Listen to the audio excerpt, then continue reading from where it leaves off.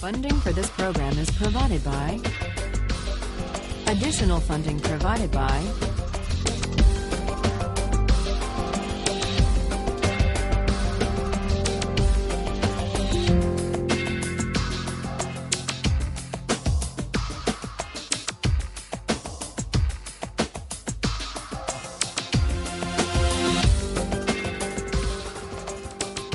Today we turn to Kant's reply to Aristotle. Kant thinks that Aristotle just made a mistake. It's one thing, Kant says, to support a fair framework of rights within which people can pursue their own conceptions of the good life. It's something else, and something that runs the risk of coercion, to base law or principles of justice on any particular conception of the good life. You remember Aristotle says, in order to investigate the ideal constitution, we have first to figure out the best way to live. Kant would reject that idea. He says that constitutions and laws and rights should not embody or affirm or promote any particular way of life. That's at odds with freedom. For Aristotle, the whole point of law, the purpose of the polis, is to shape character, to cultivate the virtue of citizens, to inculcate civic excellence, to make possible a good way of life. That's what he tells us in the Politics. For Kant, on the other hand, the purpose of law, the point of a constitution, is not to inculcate or to promote virtue. It's to set up a fair framework of rights within which citizens may be free to pursue their own conceptions of the good for themselves. So we see the difference in their theories of justice. We see the difference in their account of law, or the role of a constitution, the point of politics. And underlying these differences are two different accounts of what it means to be a free person. For Aristotle, we're free insofar as we have the capacity to realize our potential. And that leads us to the question of fit. Fit between persons and the roles that are appropriate to them. Figuring out what I'm cut out for. That's what it means to lead a free life, to live up to my potential. Kant rejects that idea and instead substitutes his famously demanding notion of freedom as the capacity to act autonomously. Freedom means acting according to a law I give myself. Freedom as autonomy. Part of the appeal, part of the moral force of the view of Kant and of Rawls consists in the conception of the person as a free and independent self, capable of choosing his or her own ends. The image of the self as free and independent offers, if you think about it, a powerful, liberating vision, because what it says is that as free moral persons, we are not bound by any ties of history or of tradition or of inherited status that we haven't chosen for ourselves. And so we're unbound by any moral ties prior to our choosing them. And that means that we are free and independent sovereign selves. We're the authors of the only obligations that constrain us.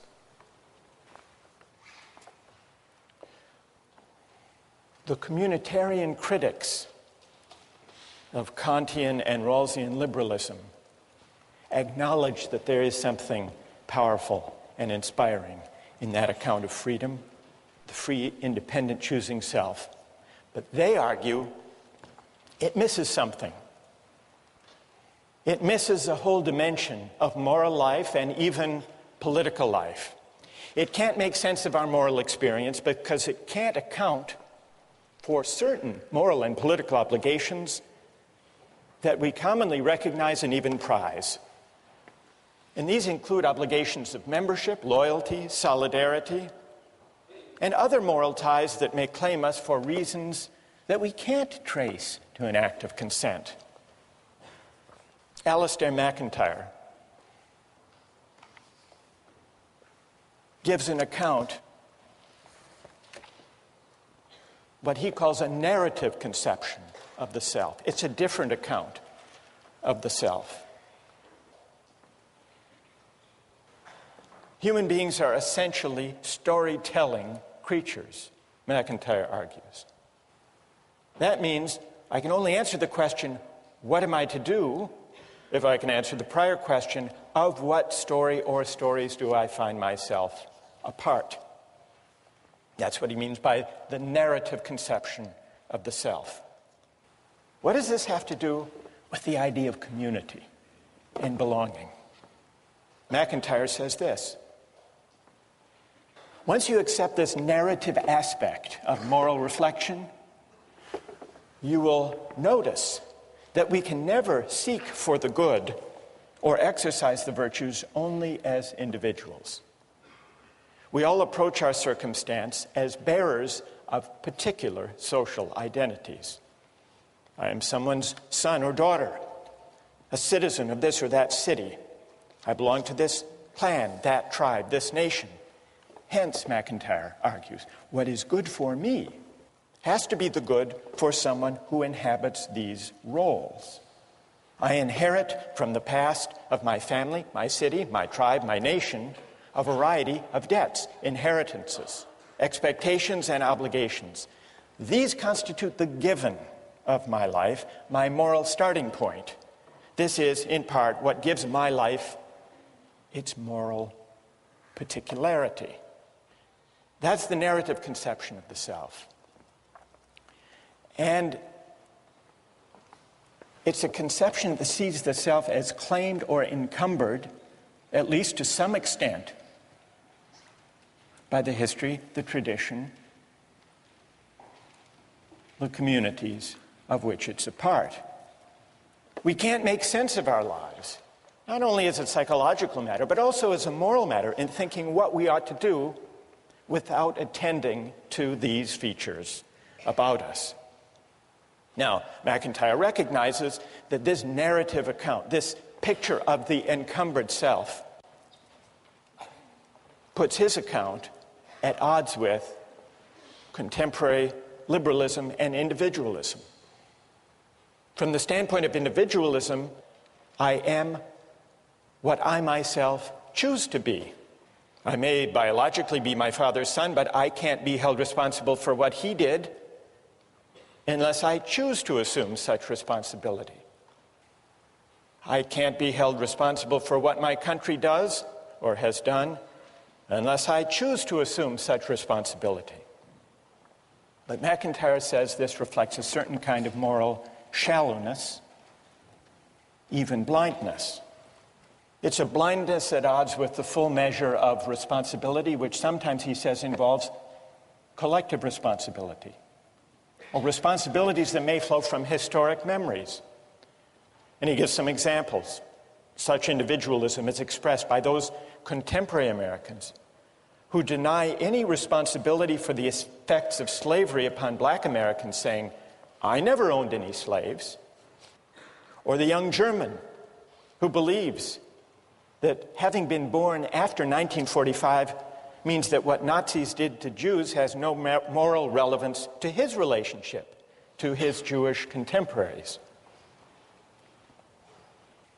MacIntyre says all of these attitudes of historical amnesia amount to a kind of moral abdication. Once you see that who we are and what it means to sort out our obligations can't be separated, shouldn't be separated from the life histories that define us. The contrast, he says, with the narrative account is clear. For the story of my life is always embedded in the story of those communities from which I derive my identity. I am born with a past, and to try to cut myself off from that past is to deform my present relationships. So there you have, in MacIntyre, a strong statement of the idea that the self can't be detached, shouldn't be detached from its particular ties of membership, history, story, narrative. Now, I want to get your reactions to the communitarian critique of the individualist or the voluntarist, the unencumbered self. But let's make it concrete so that you can react to more than just the theory of it by looking at the two different accounts of moral and political obligation that arise, depending on which of these conceptions of the person one accepts. On the liberal conception, moral and political obligations arise in one of two ways. There are natural duties that we owe human beings as such, duties of respect for persons qua persons. These obligations are universal. Then, as Rawls points out, there are also voluntary obligations, obligations that we owe to particular others insofar as we have agreed, whether through a promise or a deal or a contract. Now, the issue between the liberal and communitarian accounts of the self,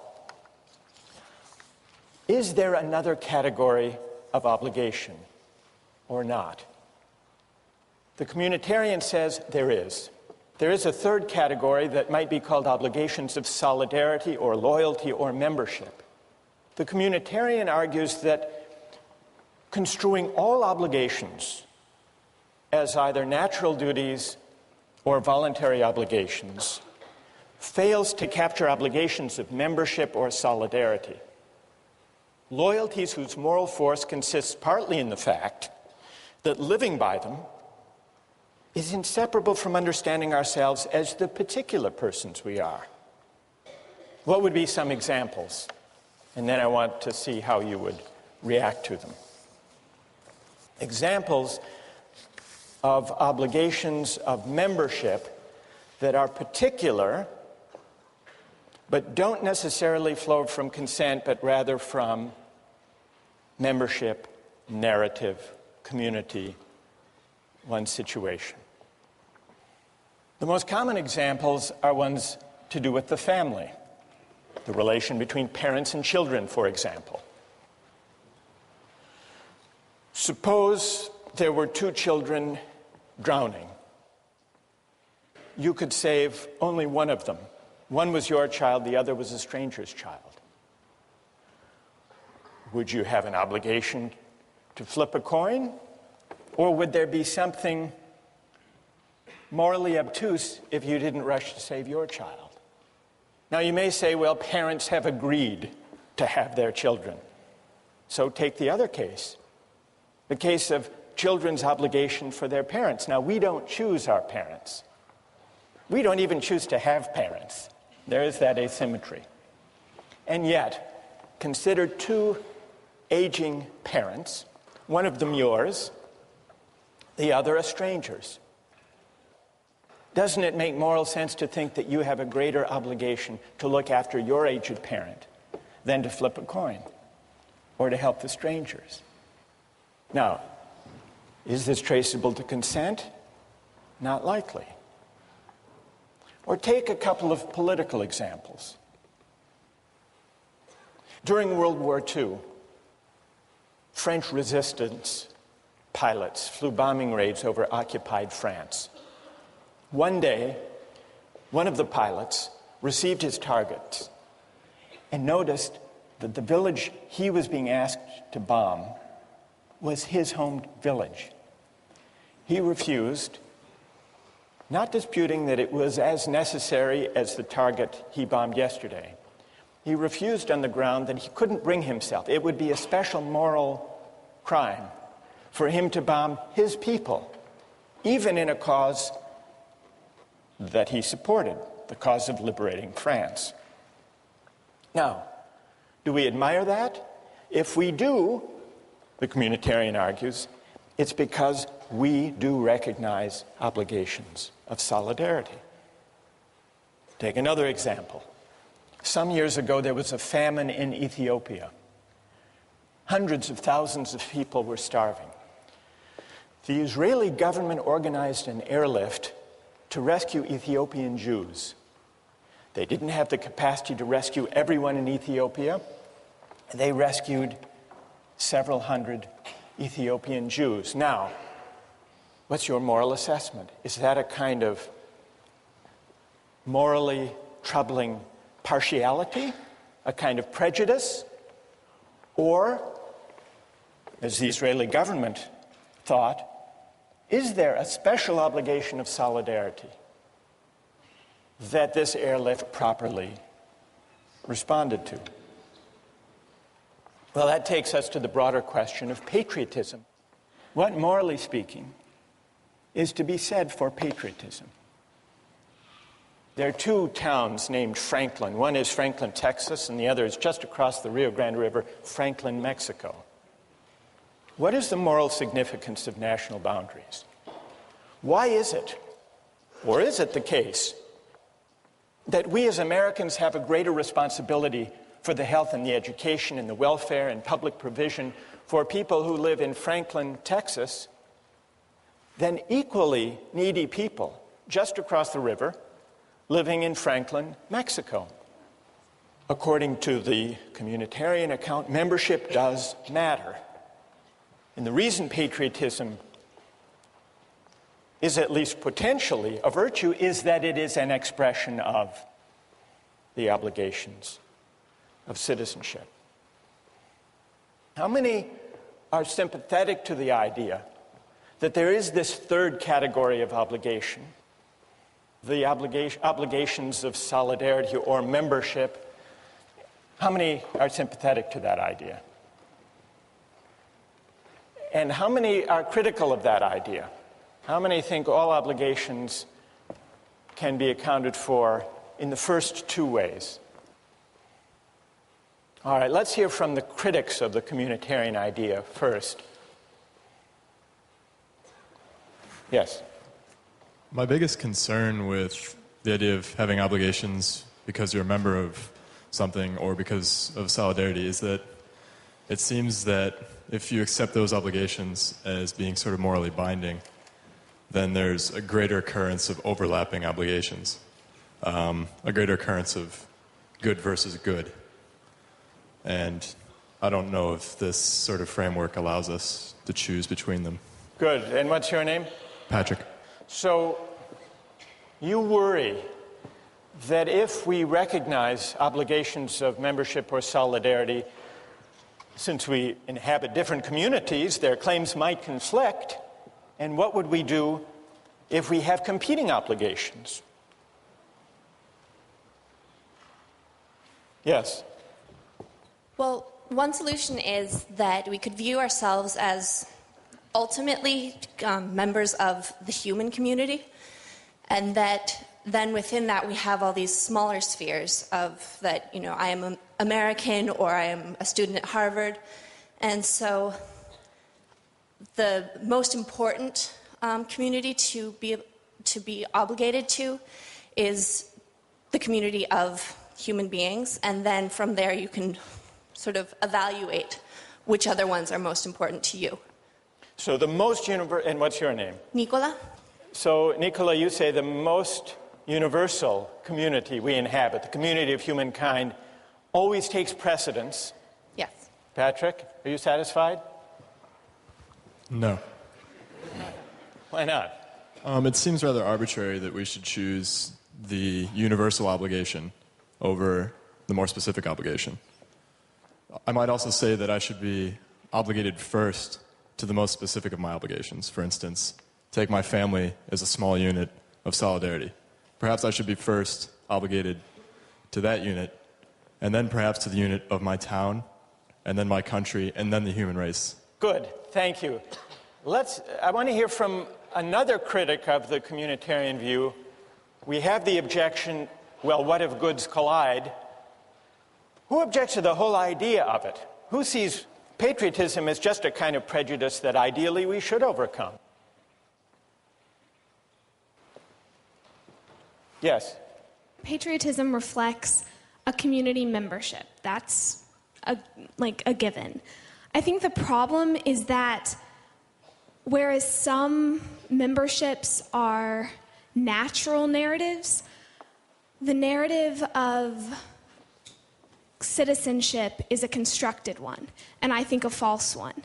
Because as the river is just a historical accident, it makes no sense that because the lottery of birth threw me into the United States as opposed to Mexico, that that's the membership that I should be a part of. Good. And what's your name? Elizabeth. Elizabeth. Who has a reply? Yes. I think in general, we have to ask, where do our moral obligations arise from anyway? And I think basically there'd be two places from which they could arise. One would be kin, and another one would be reciprocity. And the closer you are associated to other people, there's a natural reciprocity there in terms of having interactions with those people. You interact with the neighbors on your street, with the other people in your country through economic arrangements. But I don't know, and you don't know those people in Franklin, Texas, any more than you know the people in Franklin, Mexico, do you?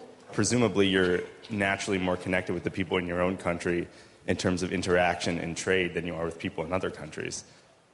Good. Who else? Well, go ahead. Yeah, I think that a lot of the basis for patriotism can be compared to like school spirit or even house spirit that we see here, where freshmen are sorted into houses and then within a day they have developed some sort of attachment or pride associated with that house. And so I think that we can probably draw a distinction between a moral obligation for communitarian beliefs and sort of just a sentimental, emotional attachment. Good. Wait, stay there. What's your name? Rena. What about, go back to my example about the obligation of the child to the parent. Would you say the same thing there? It's just may or may not be a sentimental tie, but it has no moral weight? Well, I mean, I'm not entirely certain that accident in the initial stage is something that will preclude like moral obligations later. So, you know, just because we were randomly sorted into a house or just because we don't choose who our parents are or what country we're born into doesn't necessarily mean that we won't like develop an obligation based on some type of benefit, I guess, which is sort of shaky. So your obligation to your aged parent that's greater than to aged parents around the world is only because and insofar as you're repaying a benefit that your parent gave you when you were growing up? Yeah, I mean, I would say that if we look at cases of adoption where, you know, you have a biological parent somewhere else that you don't interact with, and then you have a parent, you know, who adopted you, most people would say that if you had to pick between them in the case of, you know, aging parents, that your obligation would lie more with the person who raised you and who had exchanges with you meaningfully. Right. May I ask you one more question about the parent? Sure. Do you think that a person with a bad parent owes them less? I don't know, because I've never had a bad parent.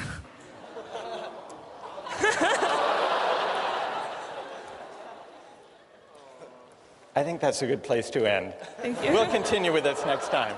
Thank you. If I were working on an ec problem set, for example, and I saw that my roommate was cheating, that might be a bad thing for him to do, but I wouldn't turn him in.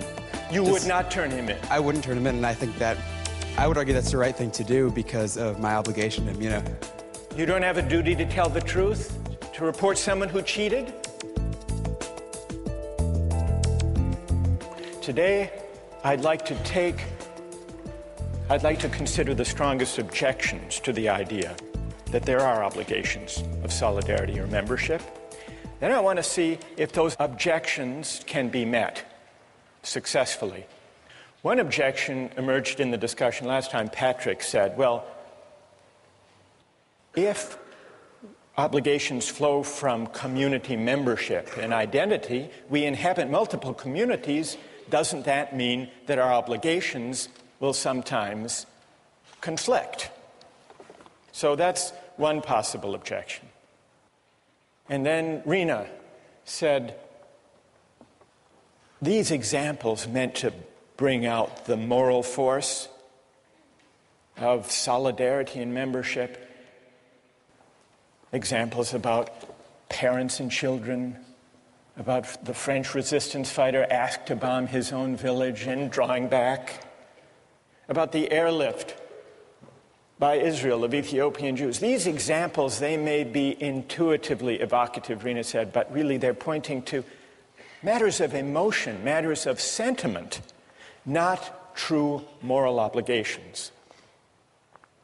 And then there were a number of objections, not necessarily to patriotism as such, but to patriotism understood as an obligation of solidarity and membership beyond consent. This objection allowed that there can be obligations to the communities we inhabit, including obligations of patriotism, but this objection argued that all of the obligations of patriotism or of community or membership are actually based on liberal ideas and perfectly compatible with them. Consent, either implicit or explicit, or reciprocity. Julia Rothau, for example, on the website, said that liberalism can endorse patriotism as a voluntary moral obligation. Patriotism and familial love both fall under this category. Because after all, Julia points out, the Kantian framework allows people free rein to choose to express virtues such as these if they want to. So you don't need the idea of a non-voluntary particular moral obligation to capture the moral force of community values. Where's Julia? Okay, so did I summarize that fairly? There is action. Julia actually is in line with what Rawls says about this very topic. You weren't aware of that. You came up with it on your own. That's pretty good. Rawls says, when he's discussing political obligation, he says it's one thing if someone runs for office or enlists in the military. They're making a voluntary choice. But Rawls says there is, I believe, no political obligation, strictly speaking, for citizens generally, because it's not clear what is the requisite binding action and who has performed it. So Rawls acknowledges that for ordinary citizens, there is no political obligation except insofar as some particular citizen willingly, through an act of consent, undertakes or chooses such an obligation. That's in line with Julia's point. It's related to another objection that people have raised, which is it's perfectly possible to recognize particular obligations to one's family or to one's country, provided honoring those obligations doesn't require you to violate any of the natural duties or requirements of universal respect for persons qua persons. So that's consistent with the idea that we can choose, if we want to express a loyalty to our country or to our people or to our family, provided we don't do any injustice within the framework, acknowledging the priority, that is, of the universal duties. The one objection that I didn't mention is the view of those who say that obligations of membership really are a kind of collective selfishness. Why should we honor them? Isn't it just a kind of prejudice?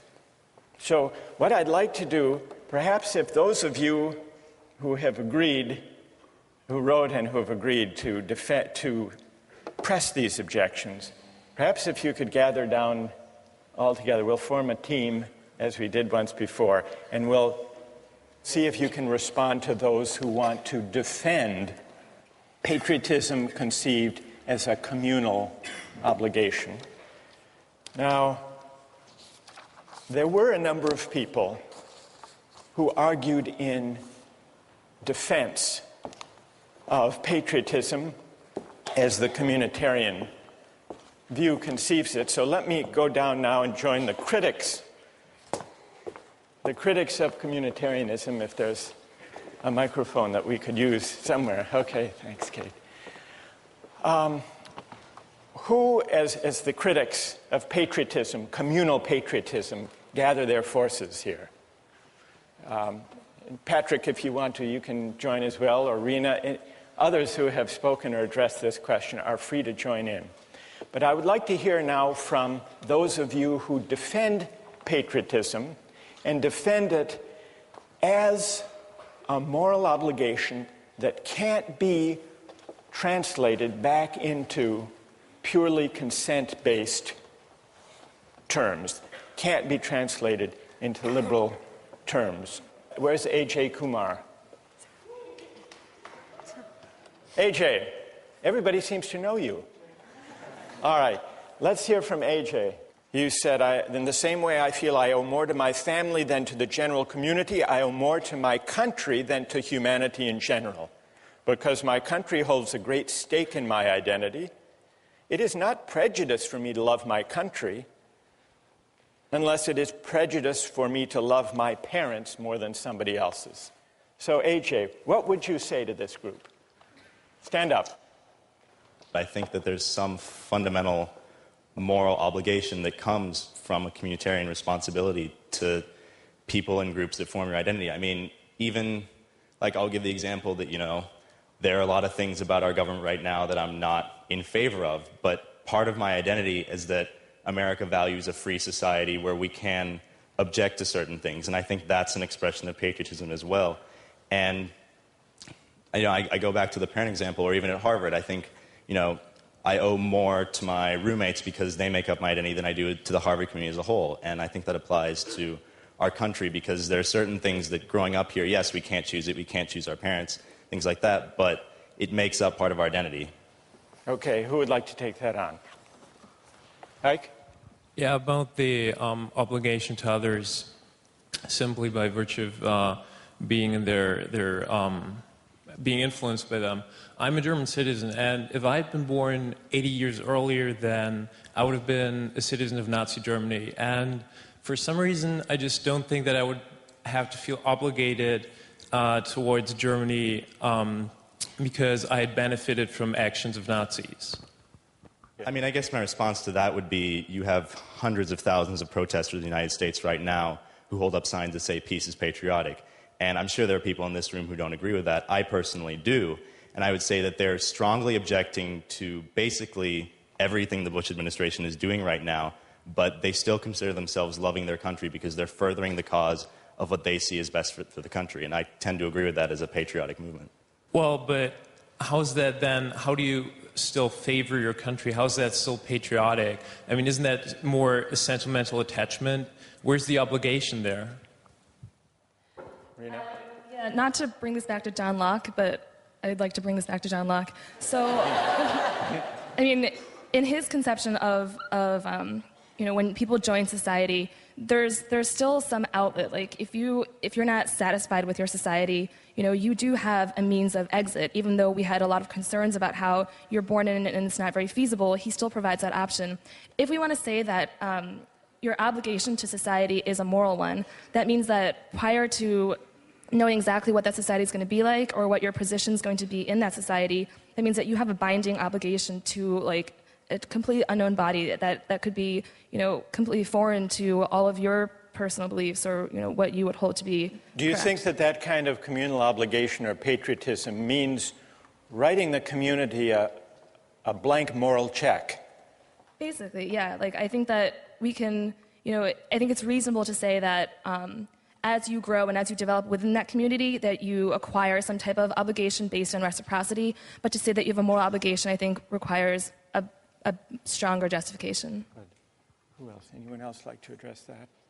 I guess we could say that you could argue that you're morally obliged to society by the fact that there is this reciprocity. I think it's the idea that, we participate in society, we pay our taxes, we vote. This is why we could say that we owe something to society. But beyond that, I don't think there's anything inherent in the fact that we are members of the society itself that we owe it anything. I think insofar as the society gives us something, gives us protection, safety, security, then we owe the society something, but nothing beyond what we give the society. Who wants to take that on? Rahul?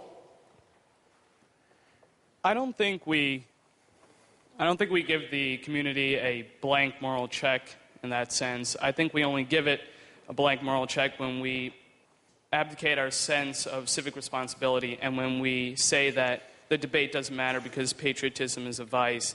I think that patriotism is important because it gives us a sense of community, a sense of common civic virtue that we can engage in the issues. Even if you don't agree with the way the government is acting, you can still love your country and hate the way it's acting. And I think because out of that love of country, you can debate with other people and have respect for their views, but still engage in the debate. If you just say that, patriotism is a vice, you drop out of that debate and you cede the ground to people who are more fundamentalist, who have a stronger view, and who may coerce the community. Instead, we should engage the other members of the community on that same moral ground. Well, now what we hear from AJ and Rahul is a very pluralistic, argumentative, critically minded patriotism, whereas what we hear from Ike and the critics of patriotism here is the worry that to take patriotic obligation in a communal way, seriously, involves a kind of loyalty that doesn't let us just pick and choose among the beliefs or actions or practices of our country. What's left of loyalty if all we're talking about, AJ and Rahul, if all we're talking about is loyalty to principles of justice that may happen to be embodied in our community or not, as the case may be, and if not, then we can reject its course. I don't know, I've sort of given a reply. I got carried away. I'm sorry. Who would like? Go ahead, Julia. Yeah, I think that patriotism, you need to define what that is. It sounds like, you would normally think that we were given a more weak definition here of patriotism amongst us, but it almost sounds like your definition is merely to have some sort of civic involvement in debating within your society. And I think that kind of undermines maybe some of the moral worth of patriotism as a virtue as well. I think if you can consent to a stronger form of patriotism if you want, that's a stronger, moral obligation than even what you're suggesting.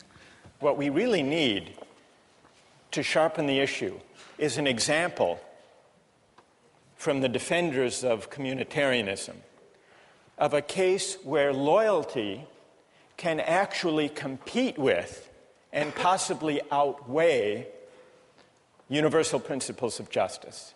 Isn't that's the test they really need to meet, isn't it? All right, so that's the test you need to meet, or any among you who would like to defend obligations of membership or solidarity independent of ones that happen to embody just principles. Who has an example of a kind of loyalty that can and should compete with universal moral claims, respect for persons? Go ahead. If I were working on an EC problem set, for example, and I saw that my roommate was cheating, that might be a bad thing for him to do, but I wouldn't turn him in. You would not turn him in? I wouldn't turn him in, and I think that I would argue that's the right thing to do because of my obligation to him. It may be wrong, but that's what I would do, and I think that's what most people would do as well. All right, now there's a fair test. He's not slipping out by saying he's invoking in the name of community some universal principles of justice. What's your name? Stay there. What's your name? It's Dan. Dan? So what do people think about Dan's case? That's a harder case for the ethic of loyalty, isn't it? But a truer test? How many agree with Dan? So loyalty, Dan, loyalty has its partisans.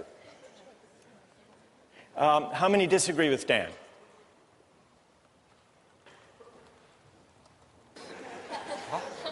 Peggy. Oh, well, I agree with Dan, but I agree that it's a choice that we make, but it's not necessarily right or wrong. I mean, I'm agreeing that I'm going to make the wrong choice because I'm going to choose my roommate, but I also recognize that that choice isn't morally right. So you're still translating even Dan's loyalty. You're saying, well, that's a matter of choice. But what's the right thing to do? Most people put up their hands saying, Dan would be right to stand by his roommate and not turn him in.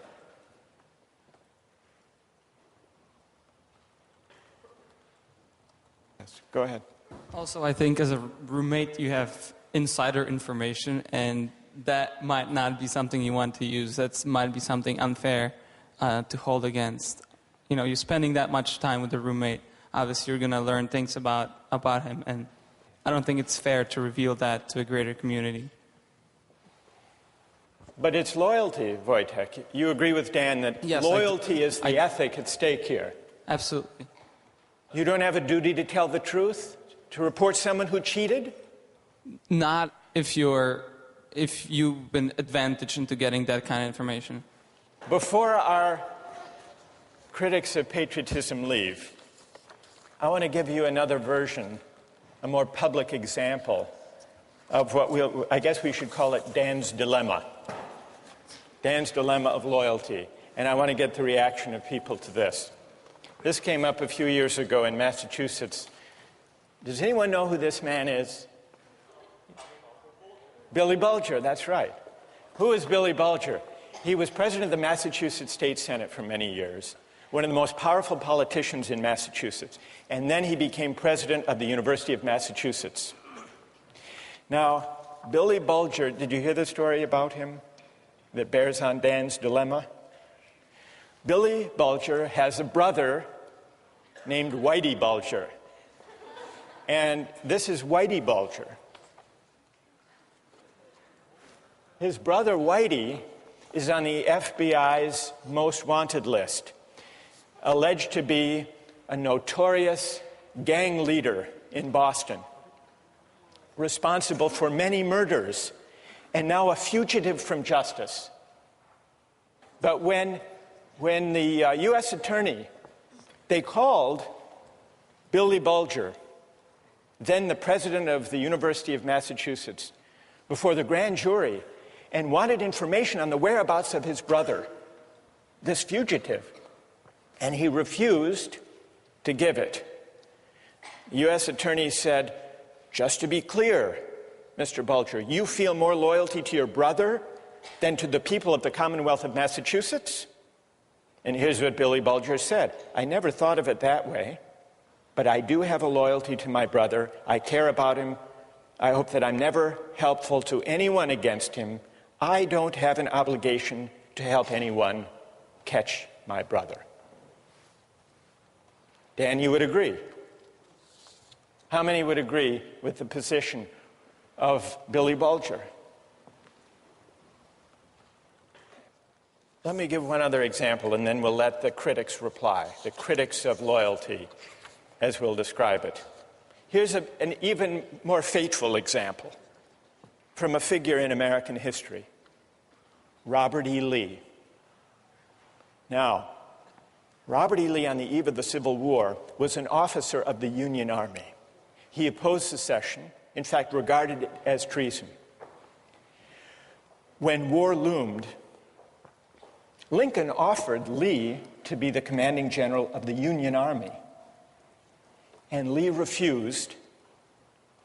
And he described in a letter to his sons why he refused. With all my devotion to the Union, he wrote, I have not been able to make up my mind to raise my hand against my relatives, my children, my home. By which he meant Virginia. The Union is dissolved. I shall return to my native state and share the miseries of my people, save in her defense. I will draw my sword no more. Now here's a real test, Dan, for your principle of loyalty.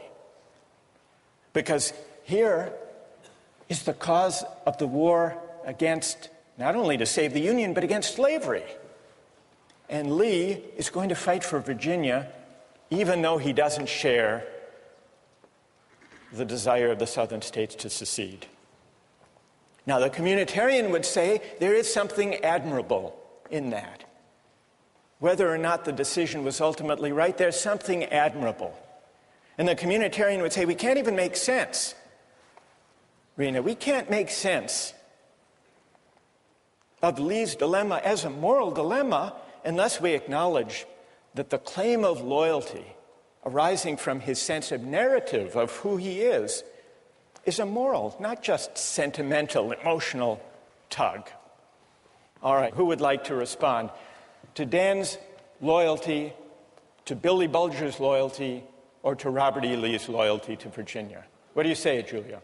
Okay, well, I think that these are some classic examples of multiple spheres of influence, and that you have conflicting communities, that your family and your country. I think that's one reason why the idea of choice in your obligation is so important, because how else can you resolve this? If you're morally obligated and there's no way out of this need for loyalty to both communities, you're trapped. There's nothing you can do. You have to make a choice.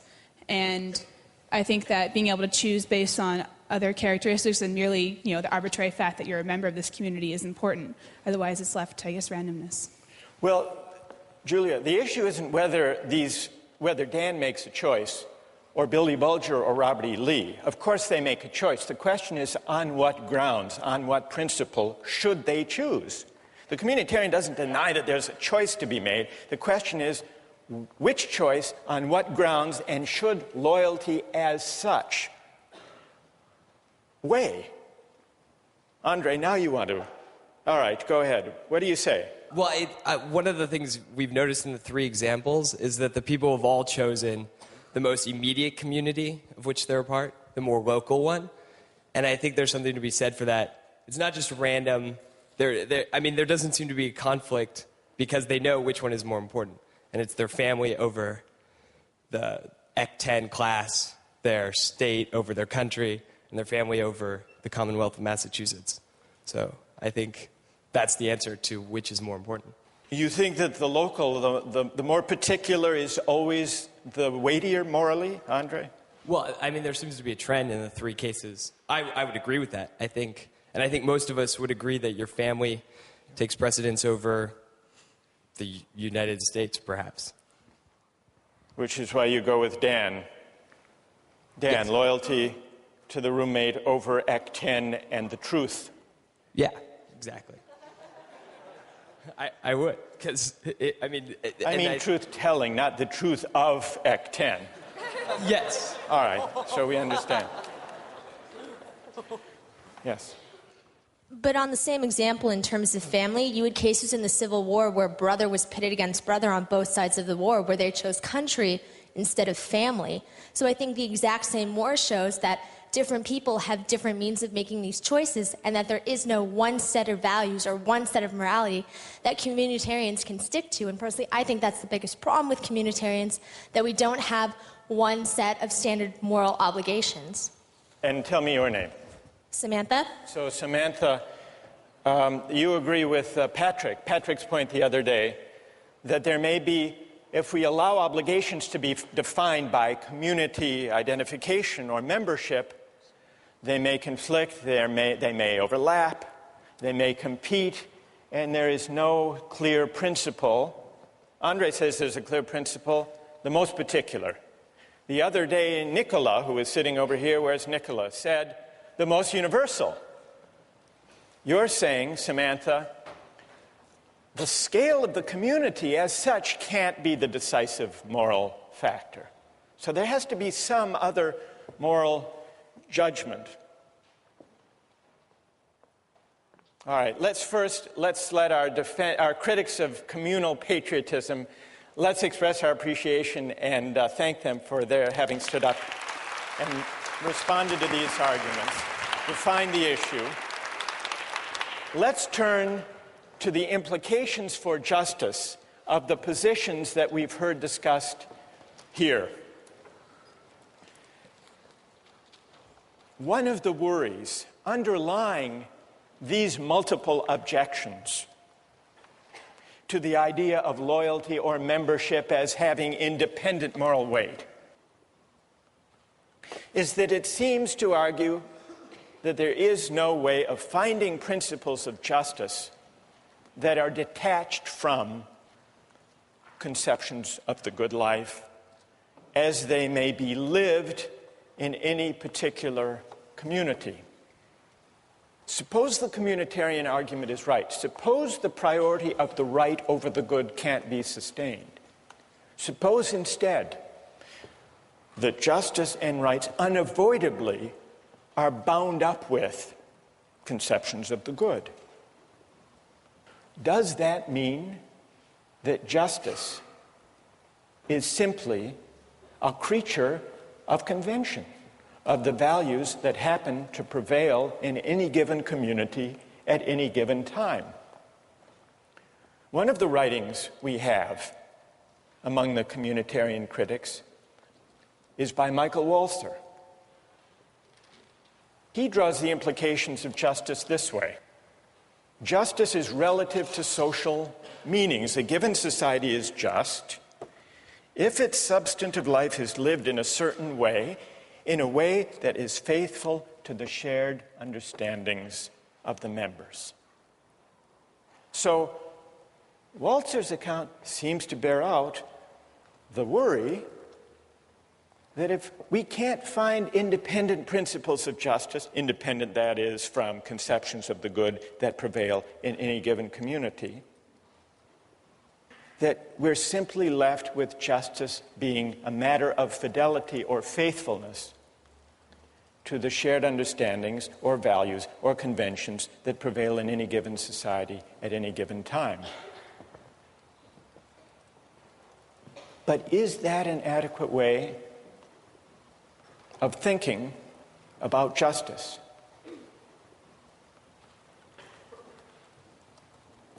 Well, let's take a look at a short clip from the documentary Eyes on the Prize. It goes back in the 1950s in the South. Here are some situated American Southerners who believe in the tradition, in the shared understandings of segregation. Listen to the arguments they make about loyalty and tradition, and see if they don't make you uneasy about tying arguments about justice to the shared understandings or traditions that prevail in any given society at the moment. Let's run the clip. This land is composed of two different cultures, a white culture and a colored culture, and I've lived close to them all my life. But I'm told now that we've mistreated them and that we must change, and these changes are coming faster than I expected, and I'm required to make decisions on a basis of a new way of thinking, and it's difficult. It's difficult for me, it's difficult for all Southerners. Well, there you have it. Narrative selves, situated selves, invoking tradition.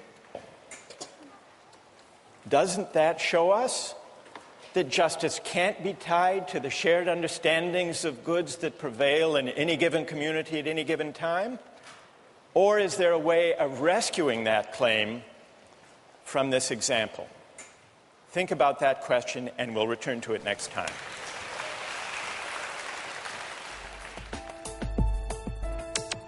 Don't miss the chance to interact online with other viewers of Justice.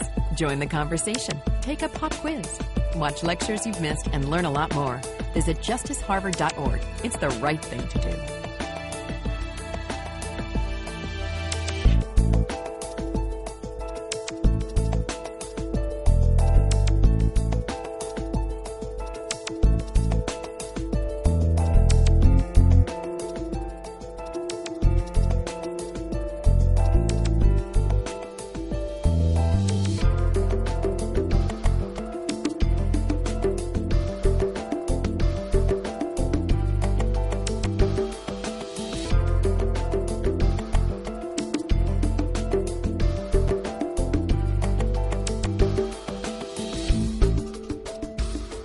Funding for this program is provided by... Additional funding provided by